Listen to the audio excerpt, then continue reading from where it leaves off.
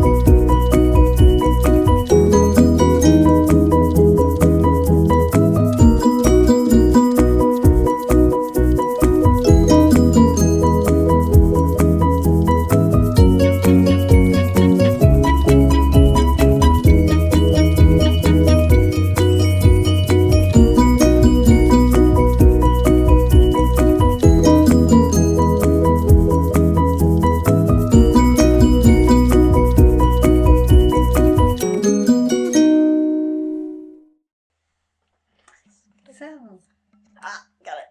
Salud. Yeah, our Spanish white blend. So, yep. Like it? Mm-hmm. Yeah, good. And you guys will see that photo on Instagram. So, yeah, to learn a little more about it as well. I like it.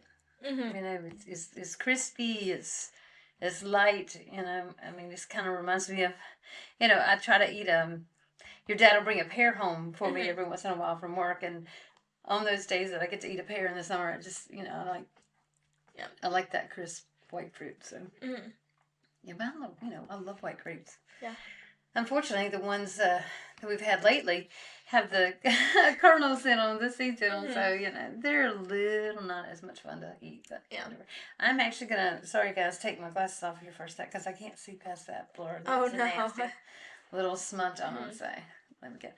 So anyway, shout out to our, really loyal friends, Caroline, Marcos, Carlene, Chris Hill, you know, our family that listens somewhat regularly. I know Ren is listening. So, Ren, so I'm pretty sure Ren is listening. Ren tries to listen. Okay.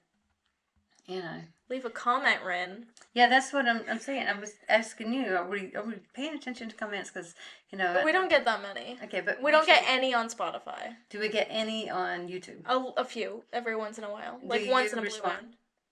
Sometimes I usually like the comment. Okay, all right. You know, the whole Life point is of this busy. conversation is the importance of being honest. Mm-hmm. Yeah, I get, you're busy. This right now, this is the first time you've been out of school, a year and a half, and then all of a sudden you've got this part in a play in a community theater, and yes, it's got you busy this time of year, like crazy busy. But, and I know you were just saying, oh, I need to go for a walk. Oh, we need to run through my lines. And yes, I know. We need to do all that today. Yes. I promise you. I hear you. Mm-hmm. I promise. And so we got two pretty important things to do, right after this. But, so, yeah, I think being honest is hard. Mm-hmm. What do you think? I don't know. I don't think it's that hard. I mean, there are some times that it's like, do you want to... no, I don't think it's that hard to just tell the truth. I don't think it's hard to tell the truth. I think it's hard to sometimes know, one, the right time, two, just this whole know your audience kind of thing. Look, it's, okay, maybe it's not hard for you. Maybe the people you're being honest with, you feel safe enough. Mm-hmm. But I'll be honest with you, there's some people in my life I don't feel safe enough. I know you didn't mean to do that, but that was really funny. What did I say? I'll be honest with you. Oh, it was. You're right. It just slipped out. I think that's interesting how ours sometimes. It's hard for me to be honest with certain people because they don't take it. Yeah. They take it as me being judgmental. Mm-hmm. They take it as me being critical, and that's not the point. The point is, I want my relationships to be based on honesty, And I know I'm not a perfect person. I wish people would tell me that, Oh, is that from sorry, I used a Tide pen earlier and it smells really, really bad. Yeah. Because not on even this one, it was just on something and it happened to be on top of this sweater. And so now it smells really bad. And I'm so sorry. It's okay. Yeah. Yes, smells. Yeah, So that can be. Smells can be tough, you know. It's weird. Why do Tide pens smell so bad? They really do. I don't know. They're supposed to be clean, right? They clean your stuff. They smell like poopy. Which your dad told me the other day. Okay, so we carried this snack with us when we go hiking, and we have always called it Kagi. And so evidently he mentioned this snack to some people at work, and they laughed at him because that evidently in Switzerland means poop. And they were like, "That's what y'all eat for a snack," you know. And so it's but keggy. It's a Swiss. Keggy. It's keggy. But okay. you're supposed to say keggy. Got it. Keggy. Yeah, I was like, our it's a Swiss friends snack. out there. Keggy. It is, and what it reminds me of. My brother loved were they called Buddy bars? The Little Debbie Buddy bars or Buddy something, Buddy Buddy, and they're like these crispy wafers. I'm sorry, guys. This is crispy wafers with peanut butter, and they're covered in chocolate. So they're like, yeah. I like crispy wafer cookies type, real lightweight, airy. Anyway, they have peanut butter in them, and then they're covered in chocolate. And those are my brother's favorite. And so, honestly, if you didn't have a lot of money, but you wanted to get him a gift, you get him a box of those, and you were like the best person in the world. Anyway, the kegi remind me of that. Okay, except I don't have a lot of peanut butter taste in it. I don't think there is peanut butter in it. Right, so there's like, it's almost like a different type of chocolate. Maybe it's a hazelnut chocolate spread in there, but it's very thin. You don't notice it, but it's in those wafers, and it's covered in chocolate, and it is one of our favorite little snacks for our first little break when we take a long hike. So, you know, yeah. Oh, by the way, I gotta get some more. I need to put that on the list. Yeah. I forgot that he told me to get those this week. Well, it's just we were talking about this, and it reminds me of in Ted Lasso when Ted says if Ronnie Fouch gives you a candy bar, you don't take it because it's probably just poop in a Butterfinger wrapper. Yeah. Okay. Yeah. And okay. Yeah. Yeah. So I'm glad I don't have friends like Ronnie Fouch. I remember you telling right? me that story of someone threw a Babe Ruth in the pool and it looked like... No, it's actually a scene in a show. Oh, okay. It's a scene in a movie. Oh, wait, wasn't that in The Sandlot? No, it's in,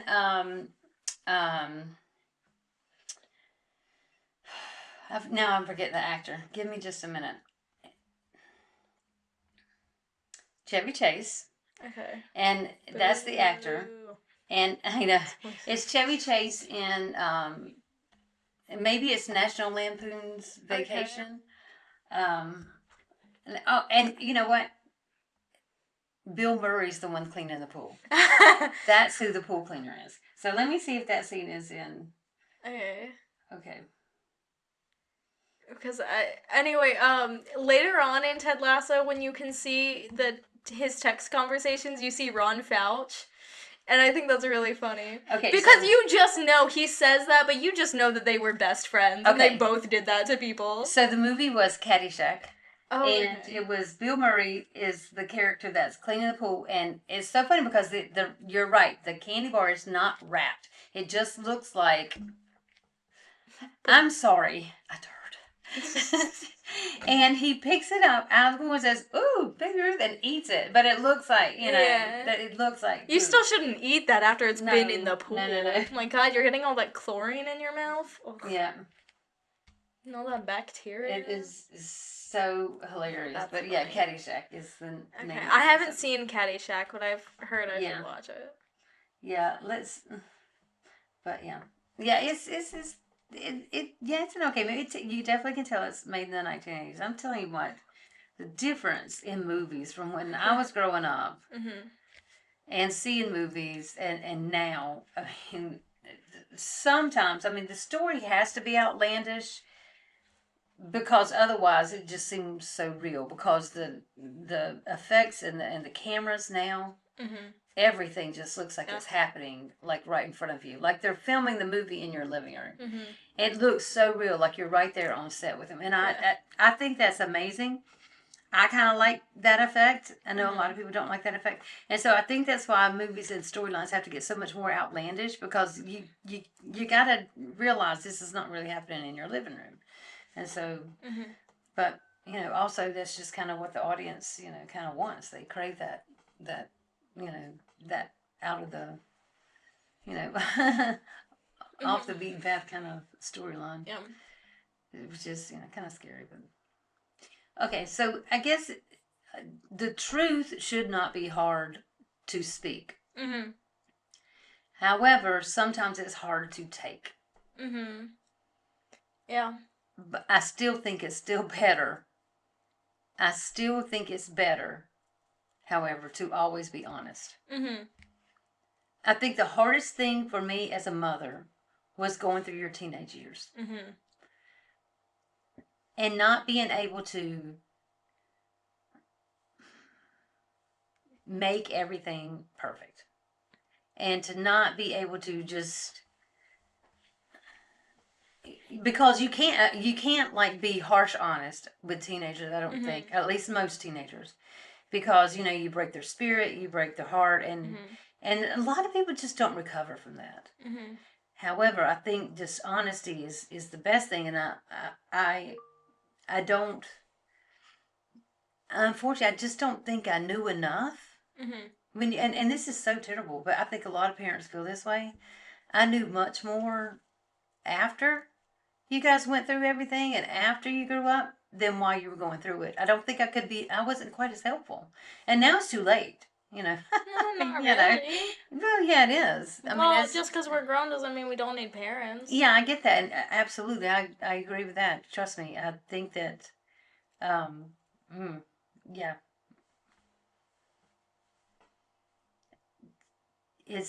Coming from somebody who, doesn't have that. Mm-hmm. I want to be there. I want to be the parent that's there. Mm-hmm. You know, I don't want to be the one that, you know, is not there.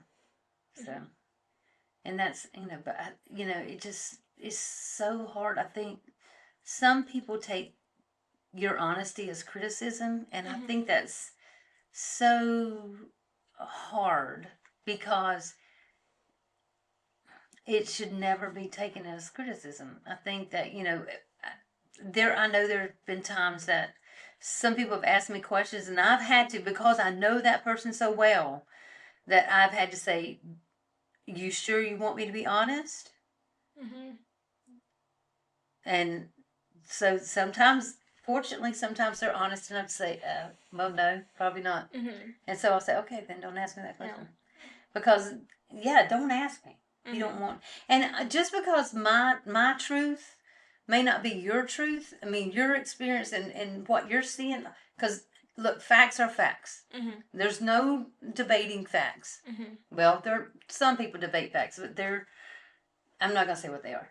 But anyway, when when it's raining outside and you want to argue, no, it's nice outside. I don't want to wear a coat. I don't want to wear my boots. I want to go out in my tank top. Mm-hmm. You know, to me, it's just like, how can you not see this? You know, let me just tell you the truth. I can be on, but still, your perspective is, oh no, this might feel like going in a pool. See what I'm saying? There's a different perspective of you wanting to go out in your tank top, and I say, you know, you really should, you know, put a hat and coat on. I don't go out in a tank top if it's raining. I'm just saying. Okay. There's different perspectives of something, of you know, what people might consider, you know, honesty, but I just don't think there's different perspectives of the facts. Mm-hmm. I mean, the earth is round, so that's a fact. But truth can be kind of varied sometimes. Yeah. And you know, to some people's perspective, but you know, facts can't. So I think that there's a difference there between being honest with people and then stating facts. Mm-hmm. Yeah. I mean, some people don't want to hear facts, you know. And there are people who genuinely, like, you can give them the facts and they just still won't believe you. Like, you know what? Because guess what? There's the internet. And there's going to be somebody out there who has put oh my God, false facts, misinformation, disinformation out there. Alternative facts. Absolutely. You know, we can thank Kelly Conway for that. And I'm sorry to call names, but oh my God. That's all I gotta say. You know, it's not a thing. The facts are facts. You know, there's science behind these things, and so you know, but you know, having a conversation with somebody and you know, offering sentiment to someone, or you know, somebody asks you a question and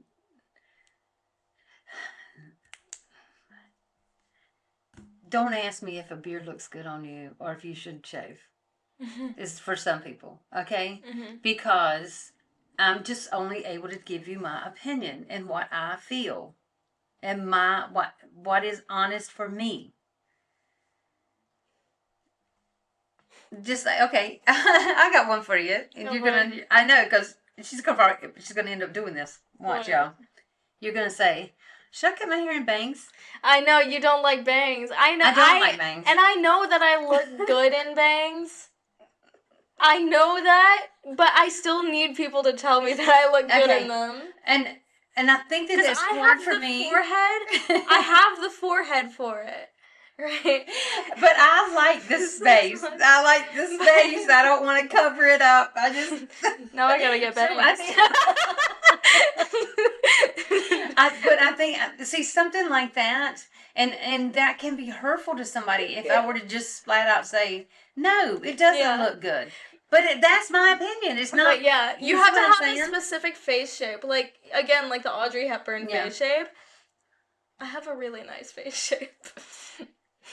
I'm not going to argue with that. Yeah. You were right. Yeah. Okay, that's true. It's because you never had bangs, did you? Did you ever do bangs? I did. You did? I did, and you didn't like them? No. My forehead might be a little bit bigger than yours. I just don't know. I just don't. I like... It's also about how you style them and stuff, too. But yeah, that's definitely an opinion. Not see, exactly. It is.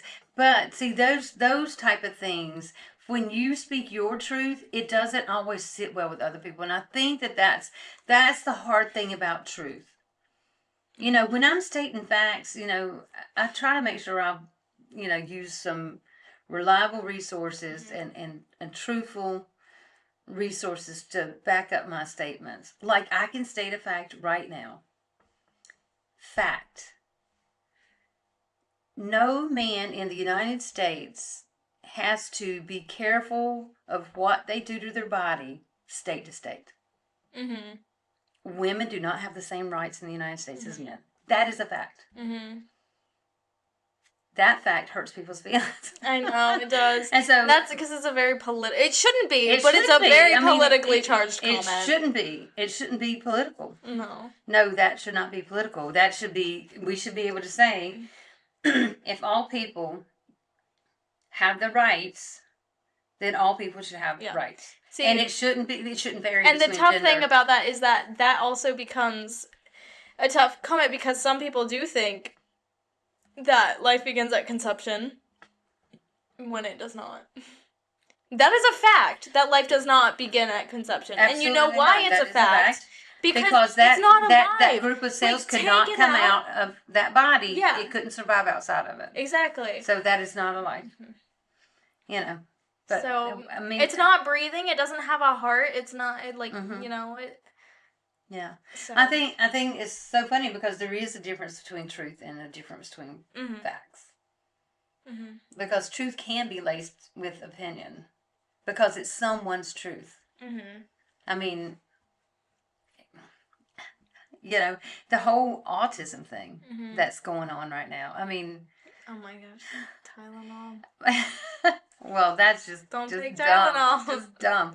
But my please take Tylenol. If you need Tylenol, please take Tylenol. If you honestly, if your child gets diagnosed with autism, you need to start. You need to start examining yourself. Look back at your past, and you need to consider getting screened yourself. You need to consider an autism screening. I saw an article. And it was about a lady who had never taken Tylenol in her life, and all 5 of her kids had autism. Mm-hmm. That would not surprise me. Mm-hmm. None of them had ever taken Tylenol. Yeah. And all of her kids had autism. Yeah. Well, I can say from a parent to, one completely diagnosed, 4 others who 100% show where they are on the spectrum, a husband and myself show where we are on the spectrum. Like I'm saying, if there's a diagnosis in the family, I think it wouldn't hurt for everyone to be screened, because I grew up, when I was growing up, when I was in school, I was bullied. I was, I was picked on. I thought, growing up it was because we were poor. I mean, that probably didn't help. That didn't help. Unfortunately, that didn't help. A poor autistic person, they don't have a chance in public high school. I'm just saying. And so, but not just that. I did not think the same way. Although it might be changing now, rich people might not have a chance in public high school, because let's be honest, a lot more people are poor than rich. Yeah, well, that's always been the case. That's always been the case, but the rich have always gotten away with whatever. But what I'm trying to say about, because somebody would ask me something and I would say what I knew. The answer would always be what I knew, and maybe sometimes that wasn't the correct answer. And especially if it was an opinion thing, boy, if somebody asked me what I thought of how they looked in a certain thing, if I didn't like it, I told them. I said, well, I think, it doesn't look good on you. I don't like that color on you. I don't like, I was honest, what I thought was honest. And then, lots of people saying, you're so mean. And I've had that problem at work also. Have you seen 30 Rock? No. Dang it, there's a whole bit about Liz Lemon. She's the main character, played by Tina Fey, and how she was like, yeah, like, people didn't like me in high school, and then it's a flashback, and she was, like, mean to everyone in high school, but, like, with a really, like, bratty tone, not even just, like, because you also have to think about your tone when you say things to people. Yeah. Like, you can't just be like, that looks bad on you. When I spoke, I was very monotone. I didn't have a... You think you're monotone. I think I was then, for sure. Yeah, you think, but you don't know how your tone comes across. Yeah, I guess I don't. You really struggle with that. And so I look, once Amelia was diagnosed, I started seeing everything started making sense to me. Everything about my past started making sense. Everything about my parents started making sense. And just because there's an explanation does not make that an excuse. So there's this thing, like, where people are talking about, like, making fun of people that say, oh, autism didn't exist back in the day, and they're like, have you seen, like, the grandpa, the like, stereotypical grandpa traits that literally every grandfather has, and they're just autistic traits? It's like, someone, like, posted something, and it's, like, about how all grandpas, like, wear jeans because that's the only thing that was acceptable back then that they felt comfortable wearing. Like, those kinds of, oh, grandpa just loves trains. Like, no, it's because it's, know, like... Because, lots of people like things, but some people are unable to get beyond sharing their fascination with certain things, And so I think that, as we were going through, your dad and I, as we were going through navigating life with autistic kids, some diagnosed, some undiagnosed. we talked about, okay, well, we need to get everybody screened, and he didn't want to. It's because that meant he would have to get I think that was part of it. So what we did was there was a university, Amelia was involved with lots of research projects through a university not so far from us. And they found out about Ren's hearing loss because Ren's hearing doctor was at the same university. And so some of the doctors got together and like, this is the family. This is a family we need to have in this study. And so they asked us, could they put cameras in our house that would never face people's faces? They did interviews with us that they did show our face. And then they also just had the cameras around the house where they could hear conversations, just hear, kind of what happens in our house, different things. And this was a study because they were looking for genetic links in autism. Now, this was more phenotypic and characteristic traits that seemed to be genetically linked. Was I alive for this? You were alive. You were young. Okay. And it was so funny because... Is there something that I would ever be able to hear these tapes? I don't know. I don't know about that. Because, I don't think that it's necessarily part of something you can... Because it's a research study. So likely, no. Okay. Are they going to reach out to us in like 20 years? And they reached out to us they reached out to us last year. What? And I said, well, we're living in Switzerland now. Yeah. And so they weren't willing to travel here. Darn. So, but anyway, one of the researchers is in Chicago right now. That's the one that reached out to me. Okay. And I said, they're scattered all over the U.S. now. Yeah. We're in Switzerland. So. I mean, there's Zoom, like, if they wanted to do, like, interviews and stuff. Yeah. And so I thought, I remember after they started putting the cameras up, them talking to each other and saying, we definitely see genetically, Mm-hmm. And, and it was so funny because the room that they did like the interviews for was in our little parlor. Mm-hmm. And it was before I had set it up for my home office for my dissertation work. Mm-hmm. And so we had the really nice chairs in there. And it was was in Roseville? Absolutely. How do I not remember this? I don't know. You just had your own thing going. I did. I lived in my own little world there. So it was interesting. I was like 8 or 9. It may be older because Charlie was there.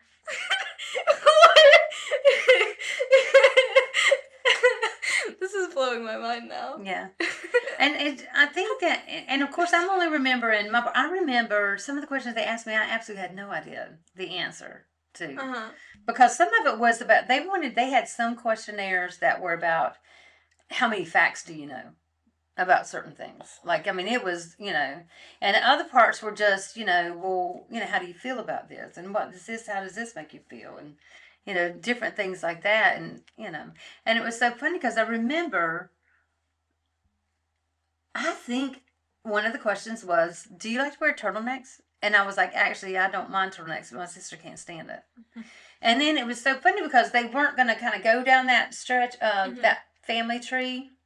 But, there were certain things that, they would ask and I could say, well, my brother did this or, So I did kind of show or tell information about my family in that regard. I'm sure your dad did not. Okay. Because he's just not that kind of person. Who all got interviewed?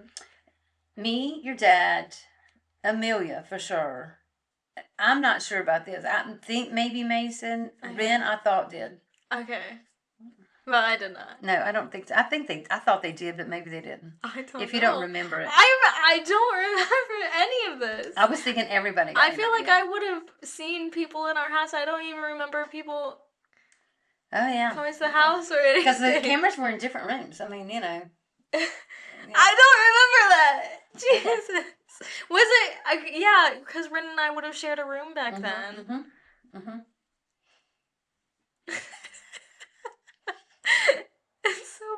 I don't remember this. You know what? Isn't that funny in life how we don't remember everything, right? Uh-huh. And then when something's brought up, like your dad never remember things differently. Yeah. He never remembers things the same way as I do. And it's so funny because oftentimes he will say, I don't remember that. Mm-hmm.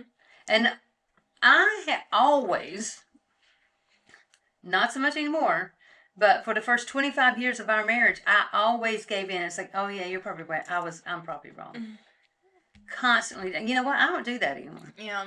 And I'll say, well, you know what? That's how I remember it. That also goes into being honest with people. Maybe you just remember things differently. Exactly. I mean, there are certain facts that it's like, oh, you can't. But there's like certain things that's like... Yeah, absolutely. Depending on how I was feeling, what I was going through at that time. You're right. Mm-hmm. It affected me in a different way. Mm-hmm. Most things do not affect me in a nonchalant, just let it roll off my back kind of way. Mm-hmm. I'm not that kind of person. Mm-hmm.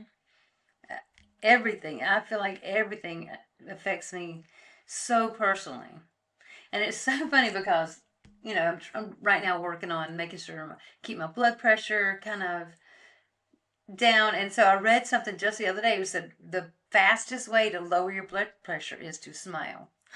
So I kept thinking, wow, why doesn't every doctor know that? Why doesn't every doctor walk into a room and say, hey, you know, oh, you look great in pink, or, you know, something like that, and say, you know, try to make the person smile. Mm-hmm. Right before you take that blood pressure, make them smile. Even if you have to say, I just need you to take a minute to smile. Okay. And something make people smile because it lowers the blood pressure. Mm-hmm. So, yeah, but you can't always say that to people. Some people are having a bad day, and then just when you tell that's them that, when you just say, you know what, I don't think we're going to take your blood pressure today. Mm. Yeah. And so, I don't know, I just think that, yeah. But, man, kind of fun stuff. I'm never going to not say, okay, hold back, don't be honest. I think we should always be honest. Okay. I think we should accept it when somebody says, you know, that's not how I remember it. You know, I've got to get better at saying, okay, that's fine, but it is how I remember it, and I'm going to leave it at that. Because I never leave it at that. And I think that it's better off if I just say, well, it is how I remember it, and I'm going to leave it at that.